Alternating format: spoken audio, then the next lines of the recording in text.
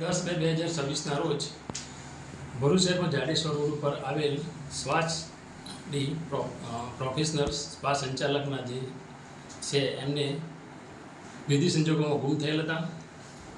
ત્યારબાદ તેઓની લાશ વાગરા પોલીસ સ્ટેશન વિસ્તારમાં રાહાડથી વચનાથ ગામ જવાના રોડ ઉપર નાળાની નીચેથી ગળે ટૂંકો દધેલી હાલતમાં, હાથ પગ બાંધેલી હાલતમાં મીડિયાના થેલામાંથી મળી આવેલી હતી.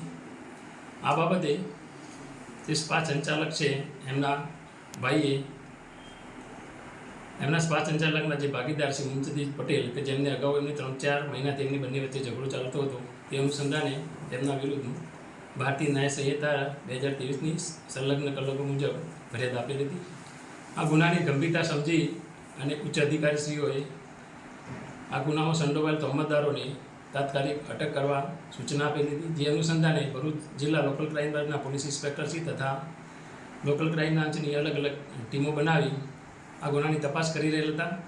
તથા આ ગુનાના આરોપીઓને પકડવા એ ગુનામાં જે સંડોવાયેલ તહોમતદાર છે મુમતાઝ પટેલ, તે મળી આવતા તેની પૂછપરછ દરમિયાન તેને ગામના જે મરણ જનાર છે એમની પાસેથી 9.5 લાખ રૂપિયા ભાગીદારીને લેવાના હતા, જે તેઓ આપતા ન હોય. તથા આ જે સ્વાચ ડી પ્રોફેશનલ સ્પા છે એમાં મેનેજર તરીકે જે કામ કરતા હતા જે મોહમ્મદ શોએબ ભાદરકા, એમને પણ ત્યાં નોકરી કરતા એ દરમિયાનના પૈસા બાકી હતા. તેથી બંને જણાએ ભેગા મળી અને ગુનાહિત કાવતરું રચેલું હતું. જે અનુસંધાને આ જે ગુમ થયેલા એના આગલા દિવસે જ એમનું મોત નિપજાવવાના હતા, પણ મરણ જનાર કોદને કોસંબા જવાનું થતાં બીજા દિવસે આ પ્લાન કરવામાં આવેલો હતો.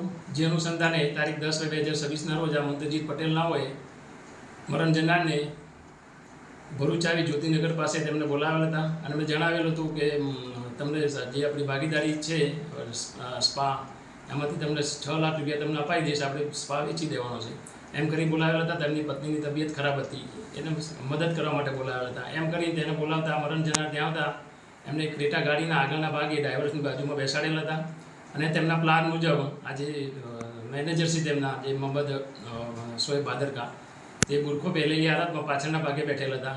ત્યારબાદ તેઓ વરાસમની ગામ તરફ આવવા નીકળેલા હતા અને ગામમાં આવ્યા બાદ ગામમાંથી નીકળી આગળ જતાં આજે પાછળ બુરખો પહેરેલી હાલતમાં મોહમ્મદ શોએબ ભાદરકા ના હોય દોરી વડે મરણ જનારને ગળાના ભાગે ટૂંપો આપી ગાડીમાં તેમનું મોત નિપજાવેલું હતું.